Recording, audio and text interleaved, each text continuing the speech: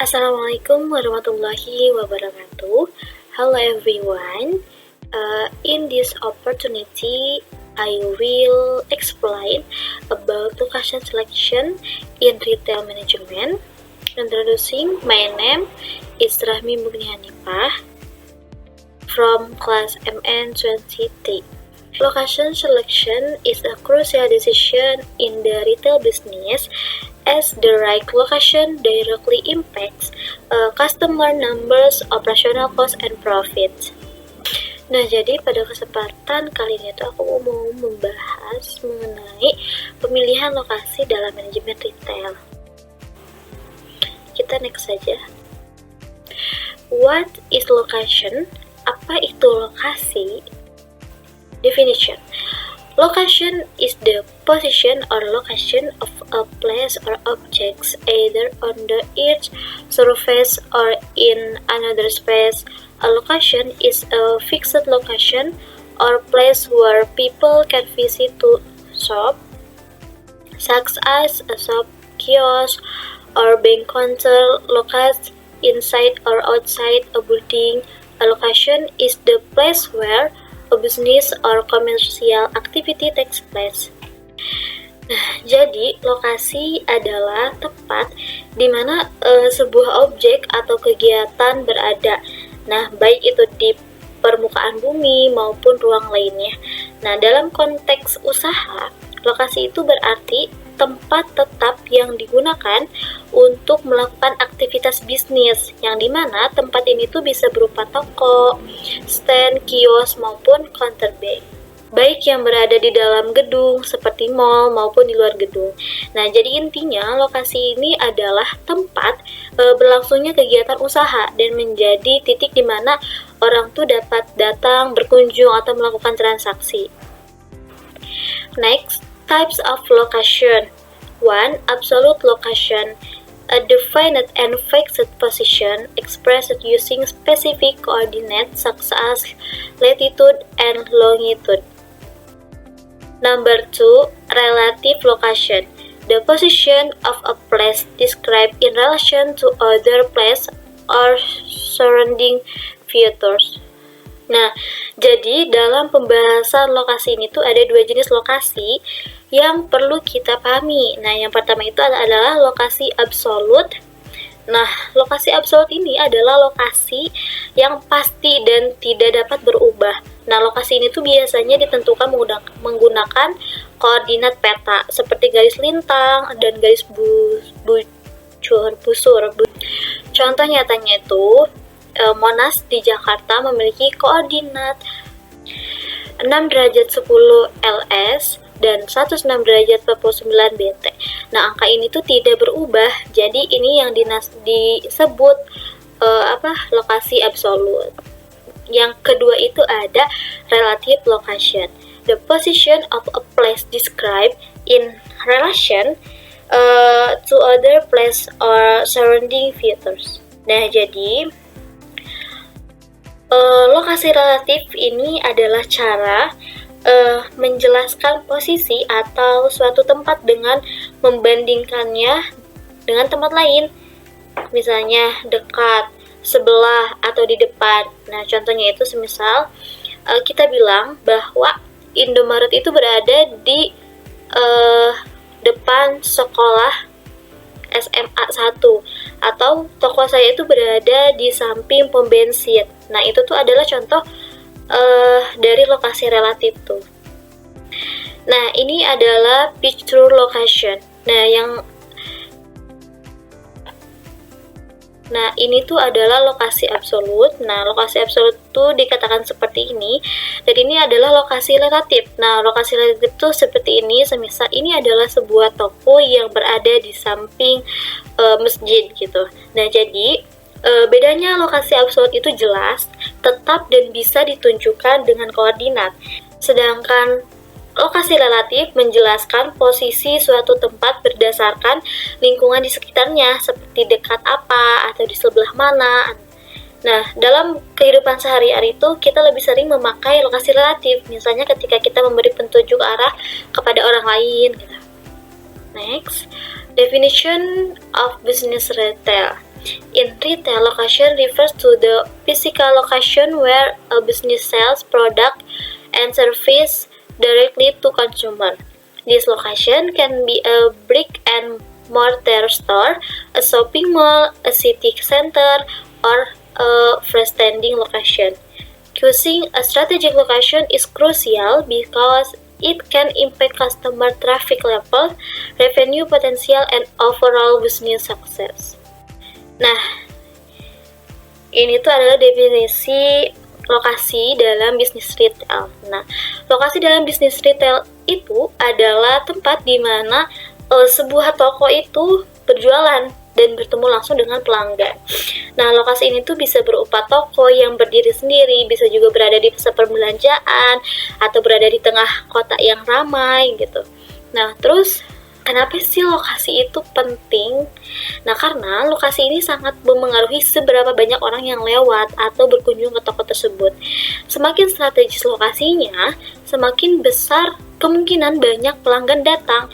Dan kalau banyak pelanggan, otomatis penjualan dan pendapatan juga bisa meningkat. Jadi, pemilihan lokasi itu salah satu faktor yang menentukan apakah bisnis itu bisa sukses atau tidak.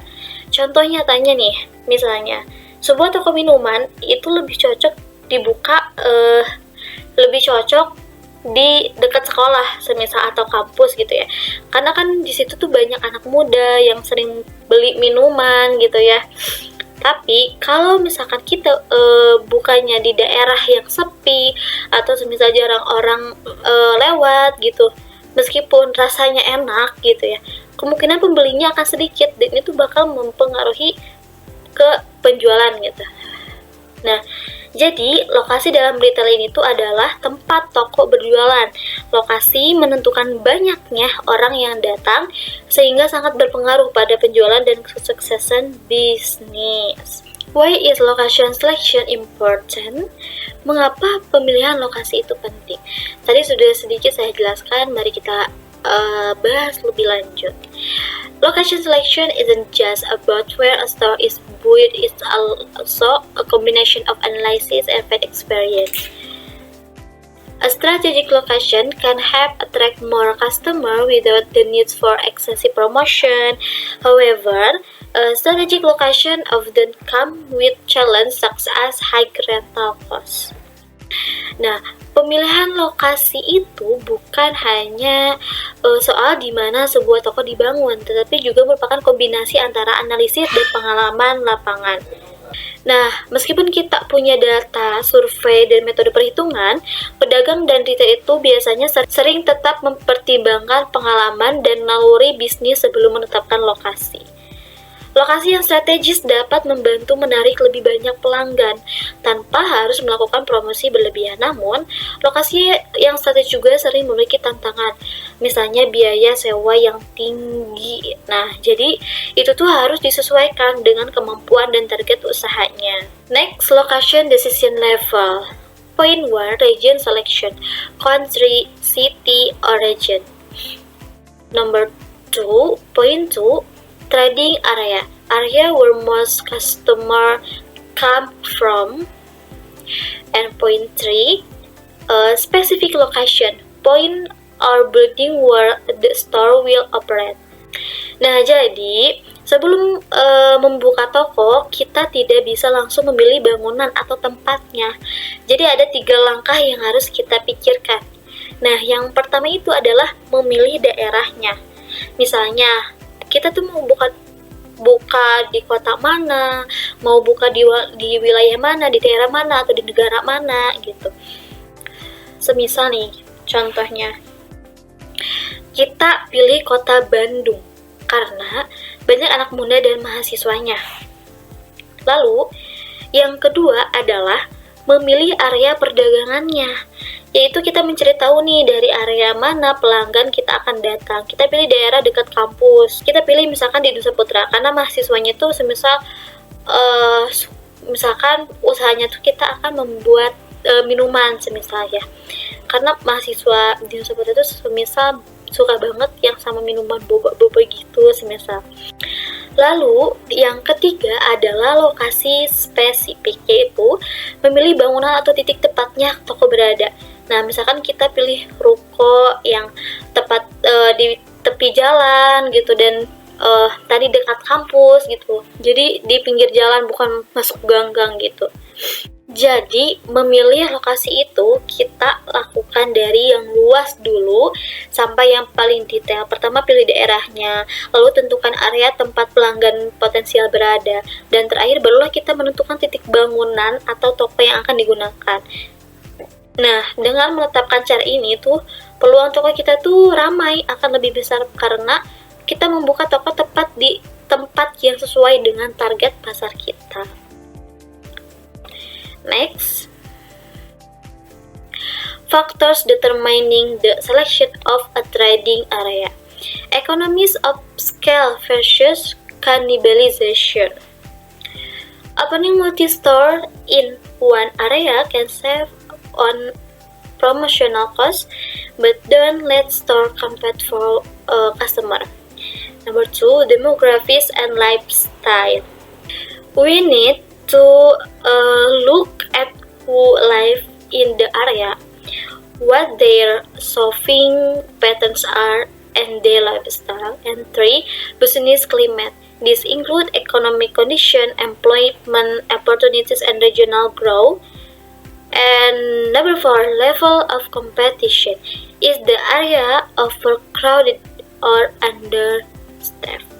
Nah, jadi ketika kita memilih lokasi usaha, kita harus mempertimbangkan 4 hal supaya toko kita tuh bisa ramai dan tetap menguntungkan gitu. Yang pertama, kita harus lihat dari skala ekonomi versus kanibalisasi. Nah, kalau semisal kita membuka beberapa toko dalam satu wilayah, biaya promosi dan distribusi bisa lebih murah. Tapi, kalau terlalu banyak, toko-toko kita malah bisa saling berebut pelanggan sendiri gitu. Contohnya, Alfamart dan Indomaret kan sering ada sangat dekat gitu ya, pinggir atau nggak berseberangan gitu. Mereka melakukannya karena biaya distribusi jadi lebih murah, dan merek mereka semakin dikenal gitu. Tapi kalau semisal terlalu banyak, itu malah bakalan ada toko yang sepi gitu. Nah, itu yang dinamakan kanibalisasi itu. Nah, yang kedua itu demografi dan gaya hidup. Jadi kita itu harus tahu siapa saja yang tinggal di daerah itu, usia mereka, pekerjaan mereka, dan kebiasaan belanjanya. Contohnya, kalau semisal kita mau buka kafe modern, nah cocoknya kan pasti misalkan di dekat kampus, di wilayah kota gitu ya, di dekat kantor gitu, yang memang banyak anak muda dan pekerjanya. Tapi kalau misalkan kita mau buka toko misalkan kebutuhan untuk bayi gitu, itu kan pasti lebih cocok di area perumahan yang banyak berkeluarga, yang banyak orang yang baru nikah muda gitu, berpunya anak gitu. Terus yang ketiga itu iklim bisnis. Nah, kita tuh perlu melihat nih kondisi ekonomi di daerah itu tuh seperti apa. Apakah pertumbuhannya baik, atau misalkan banyak peluang kerja, dan masyarakatnya pun apakah daya belinya cukup gitu. Contohnya nih, daerah dekat pabrik atau semisal kawasan industri gitu ya. Nah, biasanya potensial karena banyak pekerja. Sehingga usaha warung makan atau misalkan laundry sangat cocok gitu. Nah, ini tuh cocok seperti dekat kampus Nusa Putra gitu ya, karena kan di Nusa Putra tuh banyak mahasiswa dari berbagai daerah, berbagai negara gitu. Jadi kalau semisal itu tuh masuk banget gitu, kayak rumah makan, warteg, nasi padang gitu tuh. Yang keempat, tingkat kompetisi. Jadi kita tuh harus lihat nih, apakah di lokasi tersebut tuh sudah banyak toko yang menjual barang yang sama atau belum gitu.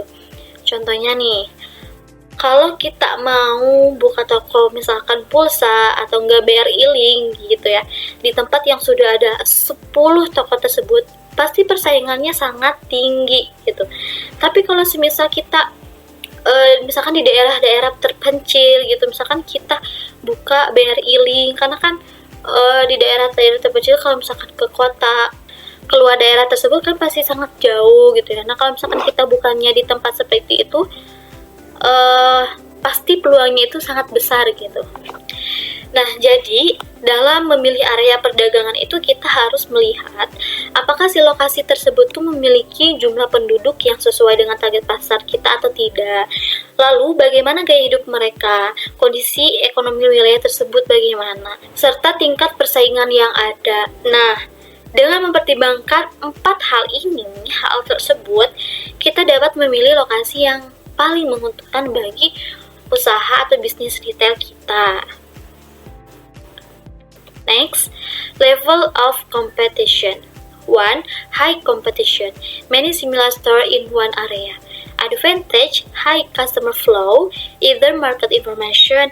Disadvantage, price war and high rental cost. And 2. Low competition. Few similar stores. Advantage, price can be higher, rent is cheap. Disadvantage, more promotional effort required. Nah, jadi saat memilih lokasi, kita juga harus melihat seberapa banyak persaingan yang ada di sekitar tempat tersebut. Karena jumlah pesaing itu akan mengaruhi peluang dan tantangan usaha kita. Nah, ada 2 kondisi utama. Yang pertama itu persaingan tinggi. Artinya, banyak toko yang menjual barang atau jasa yang sama di lokasi tersebut. Kelebihannya apa? Kelebihannya, banyak orang datang ke daerah itu karena sudah dikenal sebagai pusat belanja. Jadi kita tidak perlu promosi besar-besaran, karena pembeli juga kan sudah tahu daerah itu gitu ya. Terus, pasti juga dari word of mouth, dari mulut ke mulut gitu. Tapi ada kekurangannya. Nah, kekurangannya itu persaingan sangat ketat.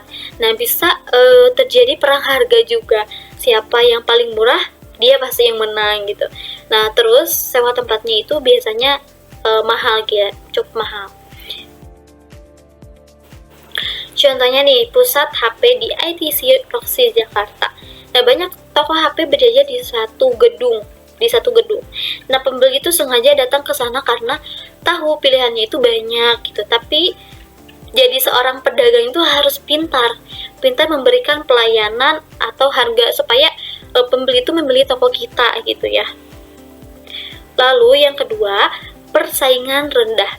Artinya, sedikit atau tidak ada toko sejenis di daerah lokasi tersebut. Nah, ini ada kelebihannya, yaitu kita bisa menjual dengan harga lebih tinggi karena tidak banyak pilihan bagi pembeli gitu. Nah, terus sewa tempatnya juga biasanya murah. Dan kekurangannya, pembeli belum tentu tahu toko kita itu ada di sana. Jadi menunjukkan itu harus perlu promosi yang lebih gitu.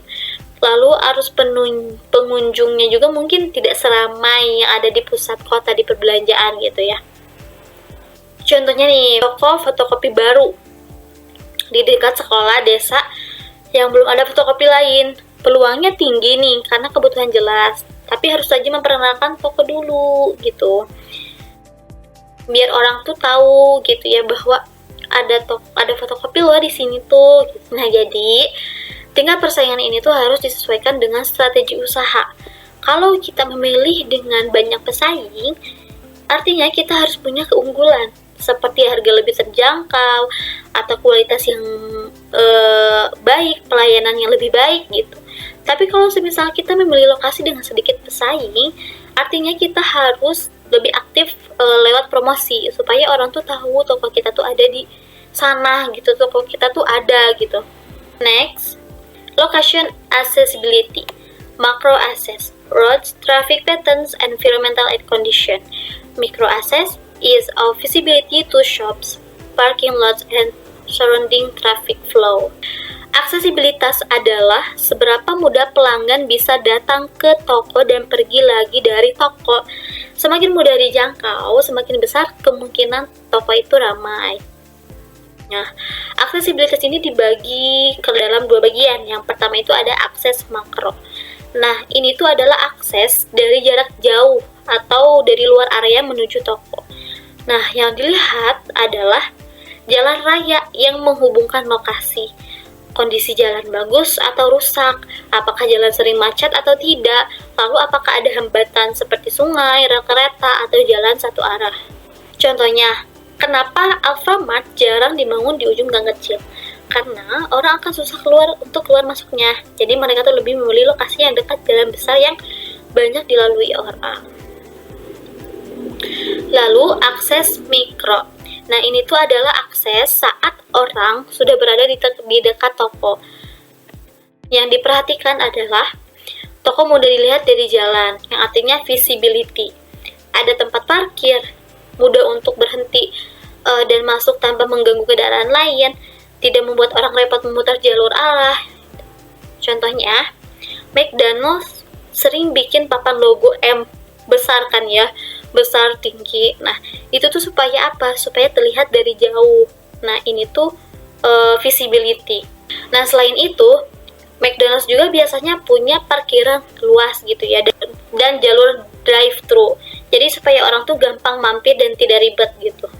Jadi, aksesibilitas itu menjelaskan apakah pelanggan mudah mencapai toko atau tidak. Akses makro adalah akses dari jarak jauh seperti kondisi jalan dan arah lalu lintas. Nah, sedangkan akses mikro adalah akses dekat toko seperti apakah toko mudah terlihat, ada tempat parkir atau tidak, dan mudah masuk atau tidak. Semakin mudah aksesnya, semakin besar kemungkinan toko itu ramai.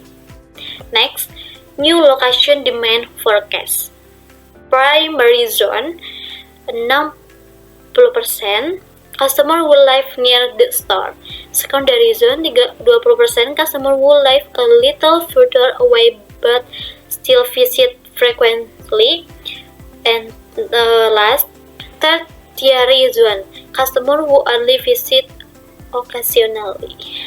Nah, untuk memperkirakan apakah sebuah toko baru akan ramai atau tidak, kita perlu mengetahui dari mana saja pelanggan toko tersebut akan datang. Nah, wilayah asal pelanggan ini disebut sebagai area perdagangan dan dibagi menjadi 3 zona. Yang pertama, zona primer. Nah, ini tuh wilayah terdekat dari toko. Nah, biasanya pelanggan yang tinggal di sini tuh paling sering datang gitu. Jumlah pelanggan dari zona itu sekitar 60% dari total pelanggan. Contohnya nih, kalau kita buka laundry, maka zona primernya adalah rumah kos dan perumahan yang letaknya dekat banget dengan toko. Mereka sering datang karena jaraknya dekat gitu ke anak kos. Banyak kan anak kos di sini tuh, dan kalau semisal ada laundry yang dekat kosan gitu, itu tuh enak gitu, mereka pasti sering datang karena jaraknya dekat gitu. Yang kedua, zona sekunder. Nah, wilayah ini tuh lebih jauh sedikit, tapi masih cukup dekat untuk dikunjungi. Nah, jumlah pelanggan dari sini tuh sekitar 20%. Contohnya, masih dalam toko laundry ya. Warga komplek yang jaraknya 1-3 km dari toko. Mereka pasti masih akan datang, tapi tidak sesering zona primer yang jaraknya tuh dekat banget gitu. Nah, yang terakhir itu zona tersier. Nah, ini tuh adalah wilayah paling jauh. Nah, pelanggan dari zona ini tuh hanya datang sesekali gitu, biasanya karena kondisi tertentu atau karena situasi mendesak atau bagaimana gitu ya. Nah, contohnya tuh orang yang datang ke laundry itu hanya saat semisal ada acara besar, atau karena tidak ada pilihan lain yang dekat, atau jumlahnya tidak banyak, tapi tetap ada yang harus di laundry gitu. Nah, jadi area perdagangan ini dibagi menjadi 3 ya, yang tadi sudah dijelaskan, zona primer, zona sekunder, zona tersier. Nah, dengan memahami zona tersebut, pemilik retail itu bisa memperkirakan apakah toko akan ramai dan berapa potensi pendapatannya gitu. Next, conclusion. Therefore, choosing a retail location is not something to be taken lightly. The right location will make it easy for customer to access, offer an appropriate level of competition, and support a long-term business strategy. Nah, jadi intinya, lokasi yang strategis adalah kunci keberhasilan usaha retail atau bisnis retail. Dengan lokasi yang tepat, dengan kita memanajemen lokasi yang tepat, toko tidak hanya sekadar buka, tapi bisa berkembang dan bertahan dalam jangka yang panjang. Baik, terima kasih. Thank you for your attention. Terima kasih. Assalamualaikum warahmatullahi wabarakatuh.